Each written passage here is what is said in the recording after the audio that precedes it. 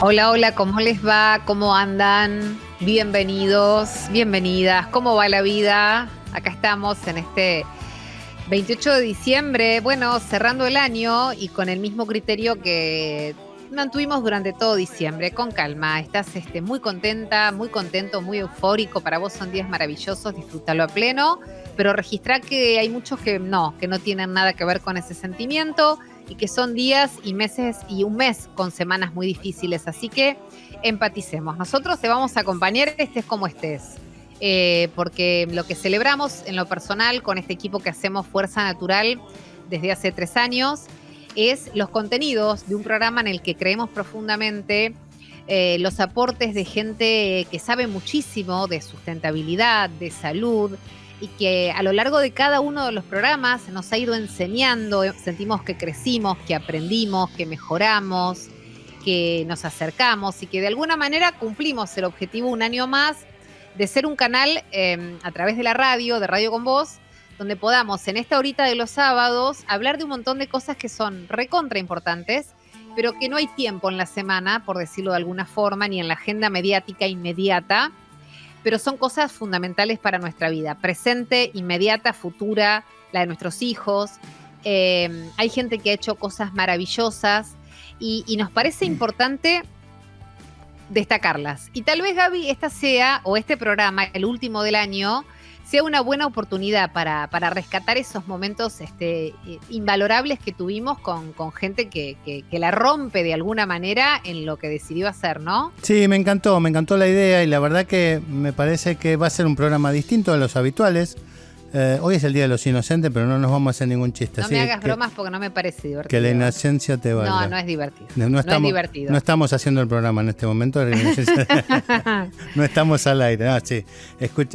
Bueno, pero la gente, la inocencia no se debe perder tan rápido. Eso lo quería decir. No, eso Otra no. cosa son las bromas. Otra cosa son las bromas. No me gustan las bromas pesadas. Hay gente que hace bromas horribles. Sí, yo tengo algunas que son muy buenas. Vos debes ser medio malo. No, yo para bromas. Nada. No. Maligno sos. Sí, sos maligno. Me la juego que sos maligno. No, para sí, nada, sí, para sí. nada. Bueno, cuando me dijiste el otro día armando este programa, tenemos que hacer algún chiste, una broma. Yo no me enganché porque vos sos maligno. Bueno, te iba a joder con el Martín Fierro, pero no. Que lo íbamos a ganar y me decís que lo ganamos y no me enteré, que estamos nominados. No te la creo. Ni en el Día de los Inocentes te la creo. Somos demasiado inocentes, me parece. Sí. No, bueno, volviendo al tema. Realmente hemos recorrido personas, situaciones, temas, personajes imprescindibles, menos conocidos, más conocidos, que realmente me parece que nos han dejado, a nosotros dos en particular, y a la producción, y a los que nos escuchan, probablemente, no lo puedo saber, algo distinto de conocer a este tipo de personas y este tipo, no solamente, insisto, de los imprescindibles o las personas de la historia de nuestro país, sino estos anónimos, estas personas anónimas que muchas veces desconocíamos y que de repente nos cuentan historias fascinantes, Milva. Así que vamos a darle un poquito una vueltita durante esta hora para recordar esos momentos. ¿Qué te parece? Dale, una selección de Fede López Feijó, de tramos, de entrevistas, de relatos, de historias, que hoy en el último programa del año vale la pena volver a escuchar. Bienvenidos, esto es Fuerza Natural. Bueno, vamos a hablar un toquecito de 2 libros, de 2 publicaciones de lingüística dirigidos a infancias y juventudes, ¿no? Sí. Con preguntas súper interesantes. ¿Cómo se le puede contar a alguien los propios sentimientos? ¿Cómo se puede conocer a alguien a quien nunca se ha visto? ¿Por qué habrá lenguas diversas? ¿O por qué hay distintas formas de hablar en una lengua? Bueno, son algunos de los interrogantes que abordan los libros de lingüística.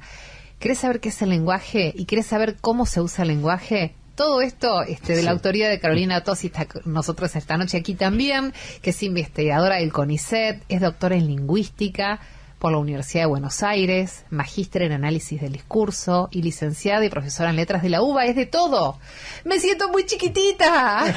¡Qué genia! Felicitaciones. Admiro profundamente, Caro, la gente que tiene así varios títulos y especialidades y magíster y doctorados. Qué genia, qué pasión además, ¿no? Bueno, buenas noches, muchas gracias por la invitación. Y sí, yo creo que la pasión es lo que nos mueve a investigar estos temas. Y bueno, yo como estudio el discurso, lo que me pasa es al revés, que tengo mucha admiración por ustedes, los comunicadores.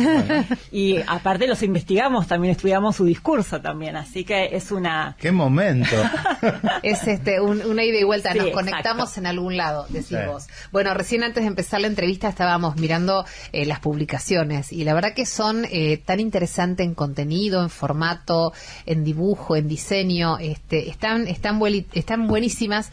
Y bueno, empecemos por el principio. Te dio ganas de pensar en el lenguaje, ¿no? En la definición del lenguaje y de saber cómo se usa, 2 puntos re importantes. Sí, para contextualizar un poco, Sí. estos 2 libros se alojan en la colección que es Querés Saber, que Sí. es de Eudeva, y está destinado a primeros lectores. Y estos primeros lectores es como un poco amplio, no solamente son niños, adolescentes, como podemos pensar, sino todo aquel que accede por primera vez a un tema, ¿no? Por ejemplo, no sé, Milva, a vos por ahí te interesa, no sé, ¿qué es el ADN? Ujú. A vos, Gabriel, ¿tenés algún tema, alguna pregunta que te interesa mucho? Sí, infinidad. Por ejemplo, yo acá tengo uno. ¿Querés saber qué son las bacterias y los Eso lo virus? sé porque soy médico. Claro. Ahí pero ¿qué son los crustáceos? Ahí podría sí, ser. por supuesto. No, y O la del lenguaje también. exactamente. Ahí está. ¿Por qué existen lenguas diversas? Más allá de Esa la te torre, gustó, más ok. allá de la Torre de Babel, ¿no? Bueno, en realidad, justamente estos 2 libros plantean, por un lado, bueno, ¿qué es el lenguaje? Que es muy difícil contestar. Sí, claro. No hay una respuesta, Claro. aparte hay muchos enfoques en la lingüística. Pero bueno, justamente se podría sintetizar diciendo que es una capacidad, ¿no? Humana que tenemos para expresarnos, y lo hacemos a través de las lenguas. Y esto es una de las primeras características que se diferencian en el libro, ¿no? Bueno, lenguaje de lengua y de idioma, porque muchas veces lo usamos como sinónimo, y la lengua, bueno, es un sistema de signos, ¿no? Que pueden ser orales, también puede ser a través de la escritura, pero también pueden ser gestuales, Sí, ¿no? sí, de Como la señas. lengua de señas, Sí, exactamente. En cambio, los idiomas ya tienen esta cuestión más geográfica. Y bueno, justamente como la lengua son sistemas de signos, son arbitrarios, no es que hay una causa para que al micrófono lo llamemos de esta manera, no hay una relación entre lo que sería el signo y el significante. A partir de ahí, bueno, está esta posibilidad de que haya diversidad de lenguas. Y vos justamente, Milva, nombraste la Torre de Babel. Y sabés que en el libro no solamente hablamos, científicamente del lenguaje, sino también que colocamos las explicaciones que se dan desde los mitos y también de las leyendas sobre el lenguaje, porque es un tema que la verdad nos atraviesa desde nuestros orígenes, y quisimos poner eso también, justamente cómo pensaba antes el ser humano estos temas, y hay muchísimos mitos muy interesantes también. ¿Cómo- Entre ellos la Torre de Babel está, por supuesto. ¿Cómo considera hoy la ciencia aplicada el origen de esto, el origen de los lenguajes? ¿Cuándo empezó a sociabilizar el ser humano como para esta necesidad de comunicarse con un semejante? Claro. Bueno, esa es una respuesta, la verdad, que es muy complicada de dar, porque imagínense que no hay restos fósiles. Claro. Uno, digamos, no puede estudiar, no hay, la lengua no es un hueso, el cerebro tampoco. Ni escrituras de esa época, las primeras. Exactamente. Entonces, bueno, por ahí el origen es muy difícil de ubicar, pero sí hay diferentes hipótesis que, justamente empezaron a comunicarse a través de gestos, los seres humanos, por motivos bien básicos de supervivencia. Y a partir de ahí, se fue justamente cada vez más evolucionando las lenguas, y de los gestos pasaron a la verbalización. Y porque piensan que los sistemas de escritura son relativamente nuevos. Claro. 4000 antes de Cristo, Claro. digamos. Entonces, todo lo que es el lenguaje es muchísimo más antiguo, y por esta cuestión que es muy difícil, estudiarlo, porque no hay pruebas físicas, son hipótesis que manejamos Bien. en general los lingüistas sobre el origen del lenguaje. ¿Y dónde se ubica, más allá de los 4000 años que marcás, digamos? ¿Dónde lo ubican ustedes temporalmente? ¿En qué etapa? Y en realidad con el Homo sapiens, porque ahí justamente empieza a movilizarse en el ser humano la capacidad cognitiva, ¿no? De manifestarse verbalmente. También hay muchísimas hipótesis, ¿no? Porque hay una hipótesis que es por ahí la más hasta ahora más comprobada, podríamos decir, que es la de Chomsky, que él indica, ¿no?, justamente que nuestro cerebro está preparado, o sea, estamos preparados innatamente para el lenguaje. Claro. En cambio, otros lingüistas sostienen que está relacionado con nuestra capacidad de relacionarnos, socializar, ¿no? claro. De socializar. Entonces, a partir de que el Homo sapiens, por ejemplo, empezó, no sé, a realizar, no sé, arte, pinturas, vasijas, ahí también se empezaron a activar otras áreas del cerebro para justamente propiciar el lenguaje. Como vos decías, que son todas hipótesis, porque no tenés ni fósiles Claro. ni indicios de nada. No hay nada, Pero no hay archivo. Vos fíjate que el premio Nobel de Medicina del año pasado lo ganó un Exacto, paleontólogo. exacto, sí, que sí. lo hablamos en STP, Sí. Milva, en algún momento, que era Svan Pavó, que encontró el eslabón perdido entre el Neandertal y el Homo sapiens, o sea que capaz que se remonta mucho antes, Puede mucho ser más que sea antes. antes también. Y a eso iba mi pregunta. Vos un poco lo relacionaste como privativo del Homo sapiens o de la especie humana, pero los animales también se comunican entre ellos. Bueno, miren, acá yo les hago un muestrario nada más de, a ver, está acá, en qué es, que justamente no solamente vemos, miren, esperen que ya llego acá. Tranquilo, estamos el tema de los seres humanos, sino la comunicación en animales. Ahí está. Entonces, y vimos justamente la multiplicidad de formas de comunicarse, las danzas de las abejas, por Sí, sí. ejemplo. Las aves. Las aves, también, bueno, la forma de comunicarse de los elefantes, de los murciélagos. Y, bueno, lo que vemos ahí es que justamente hay comunicación, pero, digamos, toda la parte creativa y ciertas características lingüísticas son propias del ser humano. Sí. Y también saben que abordamos las plantas, si se comunican o no las plantas. ¿Ustedes les hablan a las plantas? Hay una polémica, dicen que hay que conversar con ellas, ¿Quién ¿no? era? ¿Quién era que hablaba? El otro día... el que hablaba con la tostada, ¿quién esa era? era Graciela Alfano. El otro día Pero mucha gente fuimos que habla con las plantas. Sí, con las plantas, sí. Estuvimos haciendo un móvil en un vivero, comenzaba la primavera, y me pareció muy interesante la definición de la señora, que era la responsable del lugar, que dijo: las plantas tienen frente y espalda, tienen cara y espalda. Y si vos te pones a mirar una planta, te das cuenta que hay una parte que ¿sabes tiene para que dónde ver. va? Exacto. Claro. Y que además, si las pones al revés respecto del ámbito donde están, del balcón, como o si en están dentro de penitencia, una casa, claro, si las ubicas mal o al revés, les haces daño. Por ejemplo, digo, entonces entiendo que hay una cuestión de energía, de sensibilidad, Sí, de percepción. Y también de intercambio químico, ¿no? Exacto, bueno, ahí vamos. Hay un experimento que se hizo en un programa de televisión que lo que hicieron fue aislar a una serie de plantas en invernaderos con diferentes condiciones. Entonces, o sea, la humedad, la temperatura y la luz eran iguales, pero lo que cambiaban era el tema del silencio. En uno había silencio. En otro, la gente hablaba gentilmente. En otra les gritaba a las plantas. En el otro, música suave tipo clásica. Y en el último, heavy metal. ¿Saben en cuál crecieron más las plantas? No. La música clásica. En el heavy metal. Porque ahí está esta cuestión que vos justamente, Gabriel, mencionabas. Y ahí también podemos hablar que hay una comunicación, químico, exactamente, una activación a partir, que les gusta el rock pesado. Para Claro. Al Potus le gusta Metallica. Mirá vos. Por ahí hacen pogo, no sabemos. No, O sea, bueno. Es muy bueno, es excelente. No sabía, qué buen experimento. No, pero sí se demuestra los Yo voy a llenar de poner heavy metal porque a mí las plantas no me quieren. ¿Viste? Eso también, te quieren o no te quieren, a mí me va mal. y bueno, pero ponles algún tema de heavy metal a ver si tenés buenos resultados. Se te va a ir tu familia y te vas a quedar con las plantas. No, porque les gusta, Bueno, a mí es la que no me gusta, pero tengo que hacer algo con las plantas. Pero re lindo eso. Más allá de la lingüística, de esto que contabas de los seres vivos, en algún libro planteas el tema sentimientos, ¿no?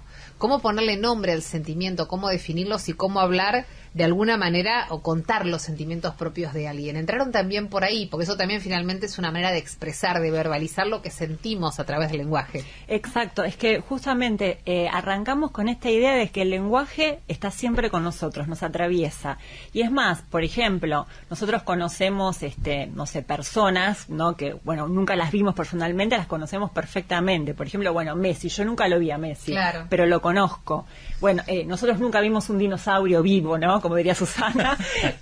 Pero bueno, sabemos cómo son. Claro. ¿Cómo lo sabemos? A través del discurso, ¿no? Digamos, a través del lenguaje, de algo que nos contaron, de lo que leímos, de un documental, etcétera. Es decir, el lenguaje media el conocimiento. Y también el lenguaje nos permite justamente exteriorizar nuestros sentimientos, ¿no? Y también nos metimos con un tema que a los chicos les impacta mucho, que es, ¿vieron la voz interior? Sí, claro. Bueno, ese discurso que tenemos, ¿no? Adentro. Y para este libro investigamos y hay científicos, bueno, justamente que estudian estas cuestiones y ellos pudieron percatarse de que algunas personas, y ahí ustedes podrían decirme a ver cómo lo viven ustedes, esa voz del pensamiento, esa voz interior, la viven a través de palabras, de lo verbal, otros a través de formas abstractas y otros a través de sonidos.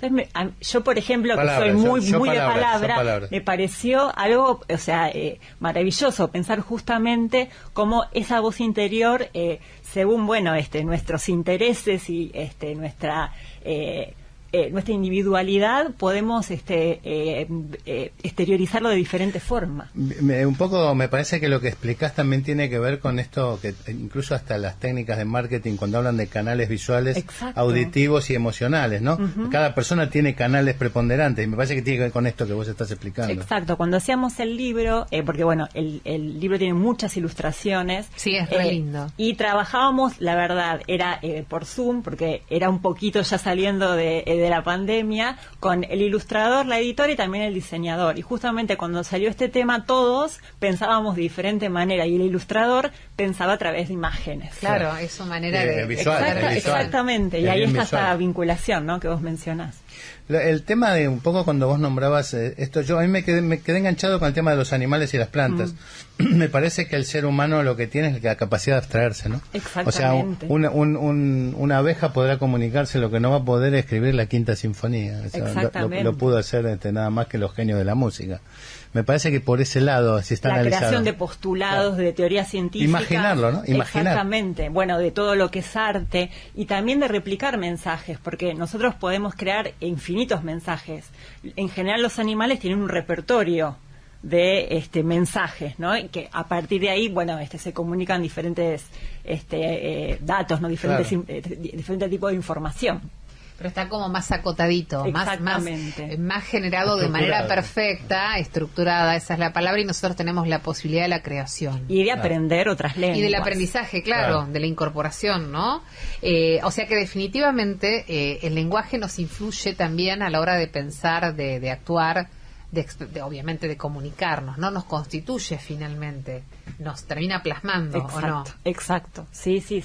En realidad, el lenguaje es parte constitutiva del ser humano. Y por eso es tan interesante, digamos, cuando pensamos estos libros, pensamos en esta cuestión de romper estereotipos también, o prejuicios. Los prejuicios lingüísticos, por ejemplo. Hay una diversidad, o, por ejemplo, hay una variedad lingüística mejor que otra, ¿no? Nosotros, por ejemplo, usamos el rioplatense y está mucho esta cuestión de nosotros voceamos, somos yeístas, hablamos mal, y una de las cuestiones que quisimos hacer en uno de los libros es tirar estos prejuicios. No hay variedades digamos más, o sea, mejores, digamos, que otras. Sí hay más prestigiosas, pero eso tiene que ver justamente con la cantidad de hablantes y el prestigio, ¿no?, que se le asigna. Y ahí creo que se conecta con tu pregunta de, bueno, que justamente todas esas variedades van construyendo diferentes sociedades, identidades también. Exactamente, identidades sociales, ¿no? Imagínense, claro, nosotros en el rioplatense con el lunfardo, claro, y con todas las influencias que va construyendo, claro, ¿no?, nuestra variedad. ¿Cuánto hay de verdad y cuánto de mito de aquello que cuando uno aprende varios idiomas ya los próximos empiezan a ser mucho más fáciles? Bueno, eso habría que ver investigaciones. Yo por lo que sé, digamos, así a priori, es cierto que vos pensás que nosotros con nuestra lengua materna hay las estructuras gramaticales las vamos incorporando casi de forma natural, podríamos decir, ¿no? Claro. Las adquirimos. Sí. En cambio, una segunda lengua tenemos que aprender diferentes estructuras. Correcto. Entonces, el hecho de ir aprendiendo una lengua tras otra nos va justamente como flexibilizando, ¿no? Esa cuestión de poder estructurar, ¿no? También el pensamiento, podríamos decir, ¿no? Es casi como gimnástico. Exactamente, exacto. Caro, súper interesante. ¿Dónde podemos conseguir tus libros? ¿Dónde se pueden conseguir? Bueno, estos están en todas las librerías, bueno, y también por la página de Eudeva. Son de Eudeva, bien. Exactamente. Esta colección que es Querés Saber, a mí me pone muy contenta porque, bueno, son los primeros libros en ciencias sociales, porque la colección tenía prácticamente la mayoría de ciencias duras, entonces poder entrar con la lingüística, la verdad que es una alegría. Y ya les digo, son libros para todas las edades. Bien. Recordemos que Eudeva, para los más chicos, es la editorial de la Universidad de Buenos Aires, considerada una de las mejores universidades de Latinoamérica. Yo ahí me formé, así que le estoy eternamente agradecida. Pública y gratuita. Hermosa. Gracias, Caro, por estar. Gracias por acompañarnos hoy. Muchísimas gracias a ustedes. A vos. Un placer enorme. Pausita, Charlie, dale. Es tiempo de escuchar el lado B del doctor Gabriel Barbagalo y así lo presentamos. Y como decíamos al principio del programa, la soledad no es un tema que hoy hablamos por primera vez, ya muchas veces lo tocamos, es realmente una preocupación, o debería ser una preocupación. Tampoco la referencia de que la soledad es el problema sanitario más importante a tratar en los próximos años, ¿no? Recordemos las variables demográficas que predicen el problema de la soledad. Para empezar, la caída de la mortalidad, que es una muy buena noticia, la baja en la natalidad y la transformación de las enfermedades mortales en enfermedades crónicas determinan que en los próximos años tendremos mayor proporción de adultos mayores con enfermedades crónicas y con menos recursos para el cuidado. Una palabra que la vamos a escuchar muy seguido, el cuidado de las personas. Precisamente esta gestión, la de cuidado, es el gran desafío de los estados. Y precisamente muchas personas, organizaciones y también algunos estados vienen trabajando en ese sentido. Por ejemplo, algunos países pusieron en funciones el Ministerio de la Soledad. El Reino Unido cuenta con 9 millones de personas que viven en situación de soledad. En soledad no deseada, ¿no? El 14% de la población. Y la mitad de los mayores, de las personas mayores de 75 años viven solos y pasan semanas sin interactuar con otra persona, o sea, sin hablar con otra persona. Por tal motivo, desde 2018, el gobierno británico tiene un Ministerio de la Soledad que se encarga de diseñar políticas para mitigar los efectos del aislamiento.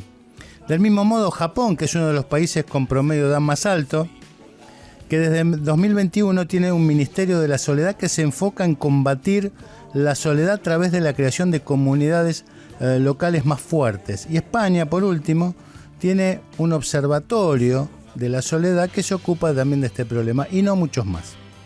Argentina es uno de los países con población más envejecida de Latinoamérica y continúa envejeciendo a un ritmo acelerado. Esto genera aumento de la demanda de cuidados para las personas mayores, en particular de aquellos que requieren ayuda en actividades de la vida cotidiana, y no se reconoce una gestión estatal focalizada en el adulto mayor. Si bien el aumento de la soledad no deseada es un diagnóstico poco discutido, es lamentable la poca presencia en los programas de gobierno de los países democráticos.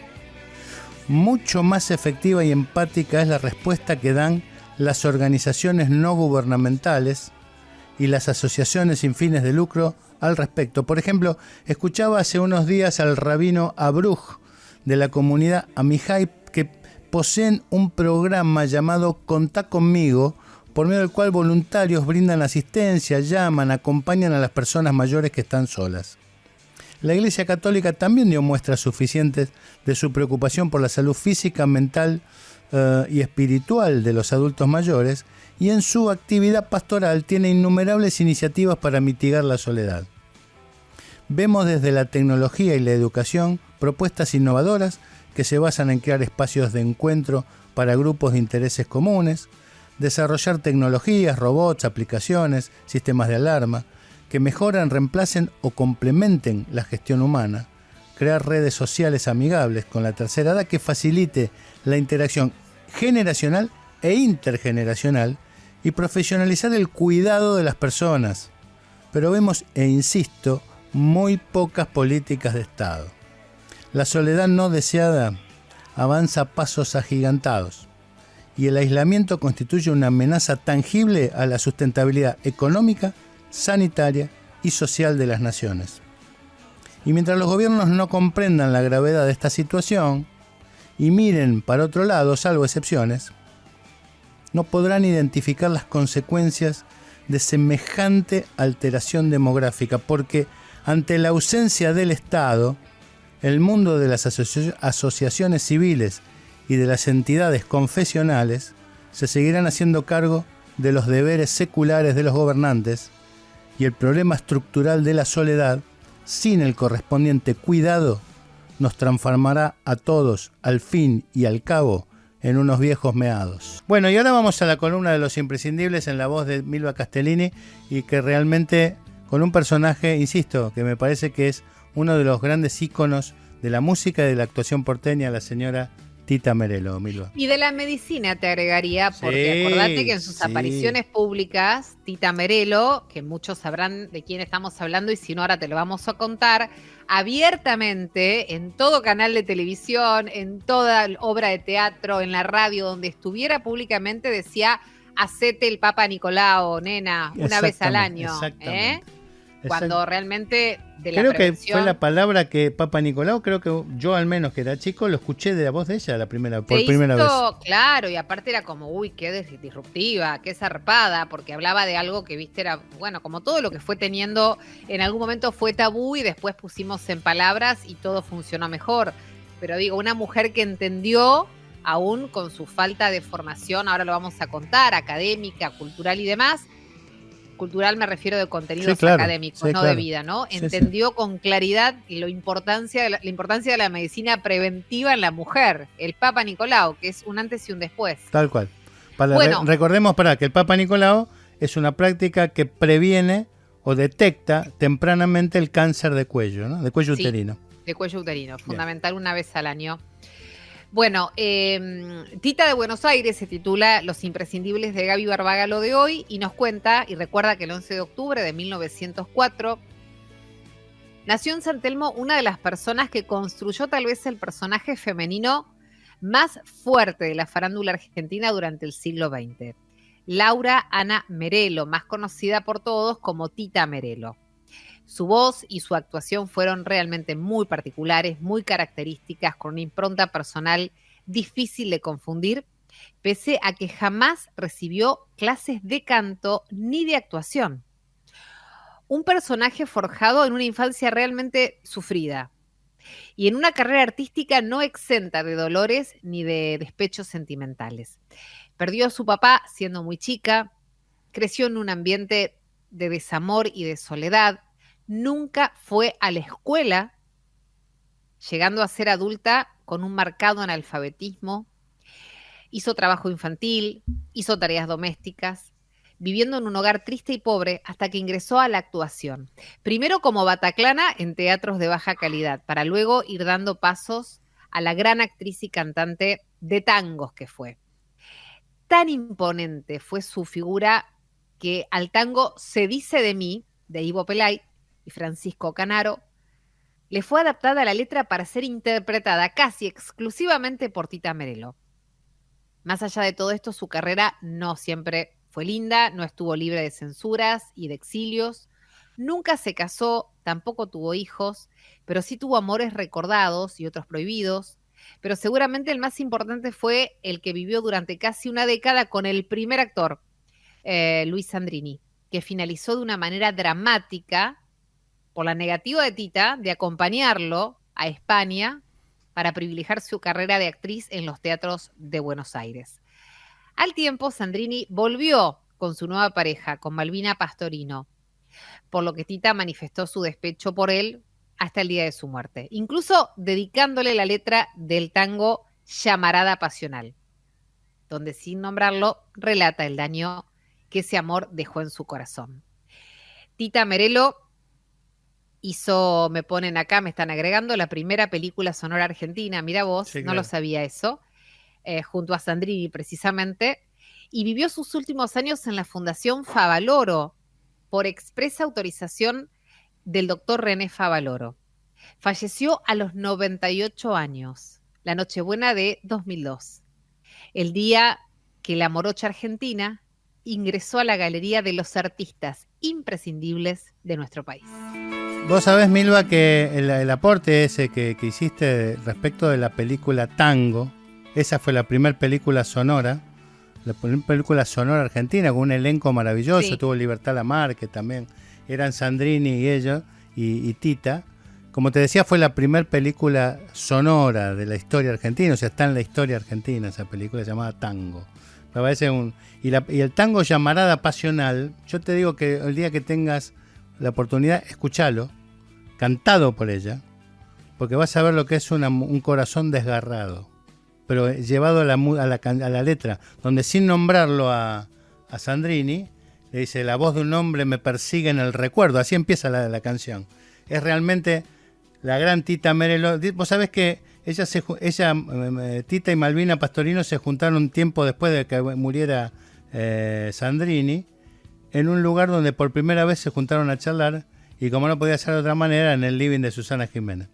Y fue la primera charla que tuvieron. Ay, mirá, no lo tenía ese. Fue en tu canal, ¿viste? En Telefe con Susana, claro, un encuentro histórico tiene que haber sido. Fue un encuentro histórico, fue uno de los más grandes, creo que fue el récord de rating del año. Me imagino, claro. Tita y Malvina Pastorino en el living de Susana Jiménez. Maravilloso. Qué bárbaro. Una grande Tita Merello. Sin dudas, me encantó la imprescindible de hoy, muchísimo. Fuerza Natural, eso que te mueve y nos mueve hacia un mundo sustentable. Milva Castellini, Gabriel Barbagalo, hasta las 9. Corazón es fundamental para vivir bien y es fundamental hábitos saludables para que nuestro corazón esté bien. Por eso la doctora Paola Caro es nuestra invitada, es directora médica de Vital. ¿Cómo va, Paola? Gracias por atendernos acá, Gabriel y Milva. ¿Cómo va? Hola, ¿cómo estás, Gabriel, Milva? ¿Todo bien? ¿Ustedes? Bien, muy bien. Siempre es importante hablar del corazón, o desde el corazón, como quieras. Y es una época del año donde nos vamos estresando mucho. Bueno, tenemos una realidad, la que nos toca como país. Hay otros lugares donde tienen otros problemas. Nosotros tenemos los que tenemos. Y no es fácil socialmente transitar nuestra historia. Y sobre fin de año, no sé por qué ustedes tal vez como médicos lo tienen más establecido, me parece que se colapsa un poco el estado de los corazones, ¿no? Por decirlo de alguna manera casi poética, te diría. Uh-huh. ¿Estás ahí, Paola? Realmente una... Sí, ¿me escuchás? Sí, perfecto. Ahora sí, perfecto. Perfecto. No, una de las principales factores de riesgo para que el corazón se enferme o por lo menos dé algunos síntomas de enfermedad es el estrés. Uh-huh. Como vos decías, Milva, hoy estamos viviendo una situación difícil como país, sociedad, y como médica te digo que una de las principales consultas que tenemos los clínicos, los médicos hoy es: doctora, estoy súper estresada.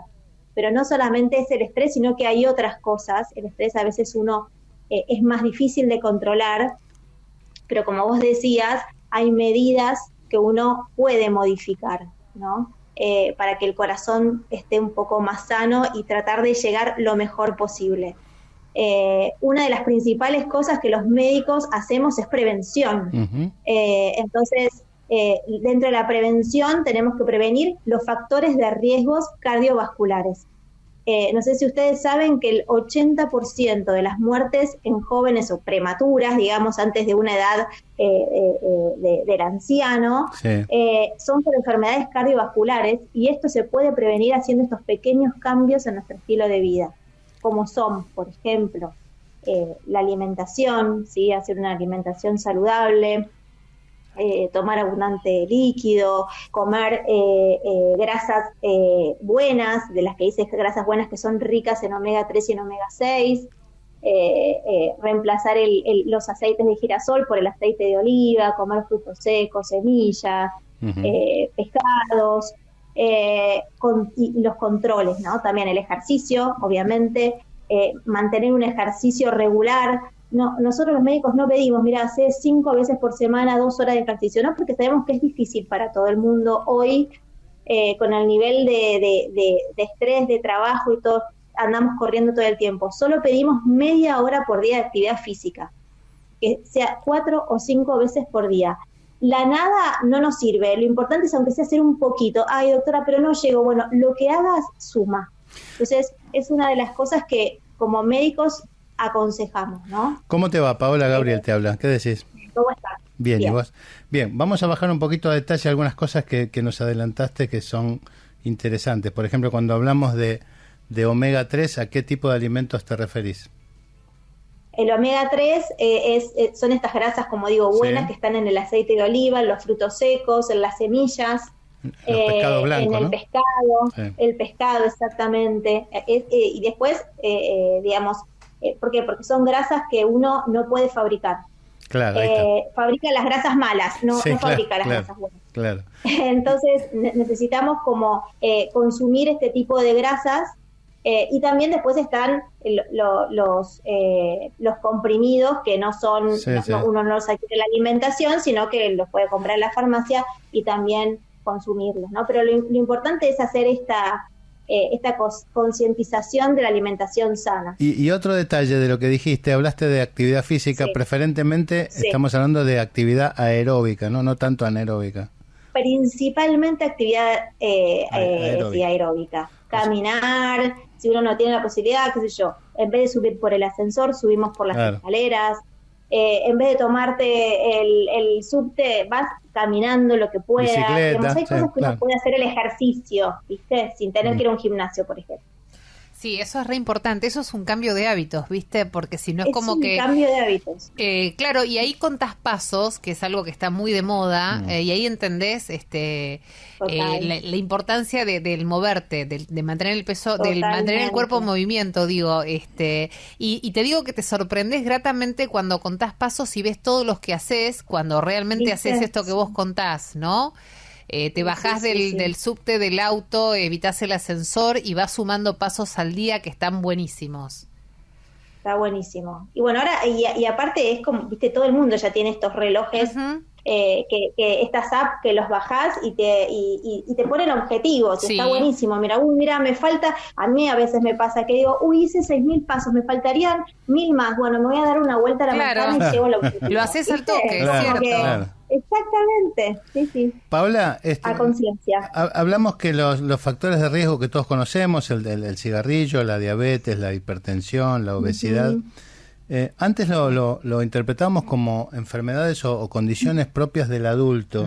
Ahora sabemos bien que los chicos pueden empezar a mostrar indicios de tener lípidos altos o hipertensión. ¿Cuándo es aconsejable, desde tu visión como cardióloga, empezar a controlar en los chicos los niveles de lípidos en sangre y la presión arterial? Mira, la verdad que no soy pediatra real, pero lo aconsejado es a partir de los 6 años ya comenzar a tomar la presión y dependiendo si en la familia hay factores de riesgo de, por ejemplo, colesterolemia familiar o algo, empezar ya a hacer mediciones sanguíneas. Eso sería lo aconsejado, pero bueno, viste que cada niño es un caso particular, cada familia es un caso particular, lo ideal es que consulten al pediatra. Claro. Yo he hablado con mi pediatra de mi hijo, por ejemplo, y me dice, mirá que a los 6 años es aconsejable, bueno, en mi caso no hay en mi familia factores de riesgo, pero bueno, eso es algo que el pediatra lo va a pedir si es necesario, ¿no? Porque también a veces, viste, a los niños que vayan a sacarse sangre es medio traumático, entonces bueno, yo creo que el pediatra va a tomar cada caso en particular, pero en general a partir de los 6 años. Doctora, ¿cuánto influye el estrés, la angustia, la tristeza, el desamor en nuestro corazón directamente, ¿no? Porque a veces uno siente angustia o siente dolor y generalmente se ubica cerquita del corazón, en la zona del pecho, ¿no? Sentimos por ahí, no sé si está el alma, está el corazón, cada uno creerá en lo que quiera, pero todos en líneas generales, más allá de la somatización, ¿no? De las angustias y demás que van para otro lado, pero digo, la angustia, el miedo, el dolor están en el centro del pecho. ¿Qué tan cerca del corazón el sentimiento puede afectar? Para bien o para mal, porque también cuando nos pasan cosas lindas sentimos algo en el pecho. Por supuesto. Bueno, por eso es un poco relacionado a lo que hablábamos, ¿no? El tema del estrés, el estrés genera angustia, genera ansiedad y como digo, es un factor de riesgo que puede generar, es un factor de riesgo más. Entonces también como médicos nosotros no solamente aconsejamos la medicación, la alimentación, sino también hacer ejercicios como la yoga, como buscar un espacio que a uno que encuentre bienestar, porque sabemos que eso nos hace bien. Entonces son todas estas cosas que sumando todo esto vamos a disminuir estos riesgos y esto de sentirse bien, el bienestar emocional es muy importante, súper importante, como decirte la alimentación. Paola, te llevo un poquitito antes de terminar a otro tema. Vos dirigís también una empresa de emergencias. ¿Cómo estamos respecto de la muerte súbita, que es la forma más aguda de la falla cardíaca? ¿Estamos teniendo un incremento? ¿Está la población, cuando ustedes están llegando ya haciendo las primeras maniobras de resucitación? ¿Qué notaste en los últimos años respecto de la educación de la ciudadanía, insisto, respecto de la muerte súbita? Sí, mira, la verdad que la muerte súbita casuísticamente es muy bajita. Digamos, está más o menos entre un 0,38% cada 100.000 casos, cada 100.000 habitantes. Digamos, la casuística es muy poca, pero el impacto que genera una muerte súbita cuando uno está haciendo un ejercicio es altísimo. Por eso nosotros los médicos recomendamos siempre que cuando uno vaya a hacer un ejercicio, que diga, bueno, mira, se haga el apto físico, ya sea tanto para una evaluación de deportista, ya sea tanto recreacional como competitivo, ¿no? Entonces, primero, antes de comenzar un ejercicio de una actividad física, hay que hacerse un examen físico, un electrocardiograma, si es necesario hacer una prueba de esfuerzo. Se ha visto que si bien la casuística es bajita, el 99% de las muertes súbitas en el deporte, que es una donde mayormente lo relaciona, es de origen cardiovascular. Sí.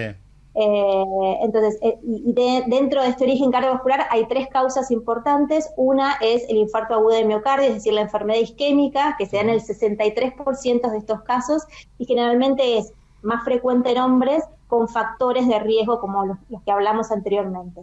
Bien. El otro 21% se da en gente más joven, generalmente menores de 31 años, que tienen una enfermedad, una miocardiopatía hipertrófica se llama, que es una enfermedad cardíaca donde el músculo está muy, muy grueso y no puede generar la eyección de sangre cuando está haciendo el ejercicio. Bien. Y el 6% restante se debe a las arritmias malignas, como la fibrilación ventricular. Correcto. Entonces, es muy importante, y acá es esto lo que digo, hacer hincapié en esto, que el apto físico es muy importante antes de realizar una actividad física.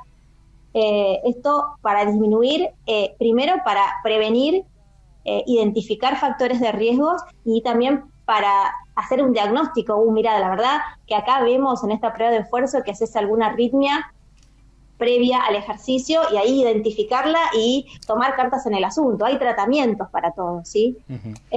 Y por otro lado, también al margen de todo esto que estoy diciendo desde del paciente, a nivel sociedad, hay una ley que salió que es la ley 27159, que es la ley de prevención de muerte súbita, donde no solamente hacemos hincapié en los pacientes, sino en la sociedad, ¿no? Que toda la sociedad esté capacitada para salvar una vida frente a una muerte súbita. Fundamental, aprender a hacer RCP. Fundamental. Absolutamente. Exactamente. Siempre. Entonces, y no solamente uno cree que la vida la puede salvar un médico o alguien, un personal de salud, sino cualquier persona puede salvar una vida. Correcto. Siempre lo promovemos, doctora. Entonces, es un compromiso, sí, absolutamente. Es un compromiso, ¿viste? Y los lugares públicos tienen que tener un desfibrilador Exactamente, porque salvamos vidas con esto. Y todos tenemos que saber usarlo. Por eso nosotros desde nuestra empresa hacemos mucho hincapié en los cursos, en RCP, en primeros auxilios y en que todos estemos preparados. Las manos nos salvan las vidas de cualquier persona. Exacto. Entonces, ¿no? Es hacer hincapié un poco en eso, enfocar en el paciente y enfocar todo esto en la sociedad también, que tenemos que nada, yo creo que hay bastante concientización sobre el tema. Pero bueno, siempre está bueno seguir informando, ¿viste? Volver a decirlo. Gracias, doctora. Paola. Abrazo grande. Bueno, gracias. Igualmente para ustedes. Gracias. Era la doctora Paola Caro, número de matrícula 113.445, directora médica de Vital.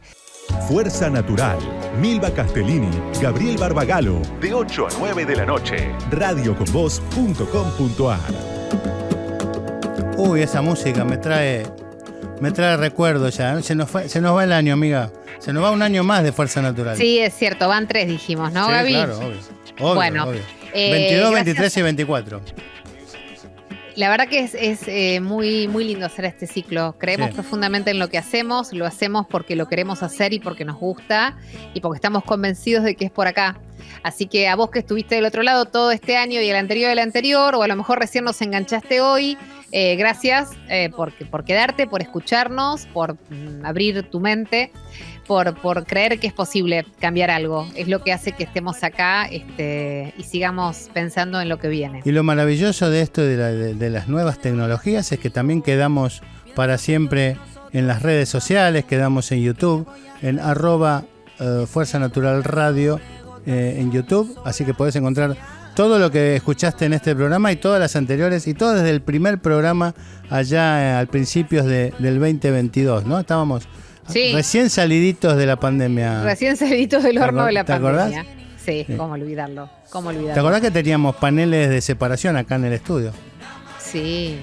No, mirá, mucho tiempo, sí, bueno, nada. Cosas que uno no puede creer que hayamos vivido y que sí, nos pasaron.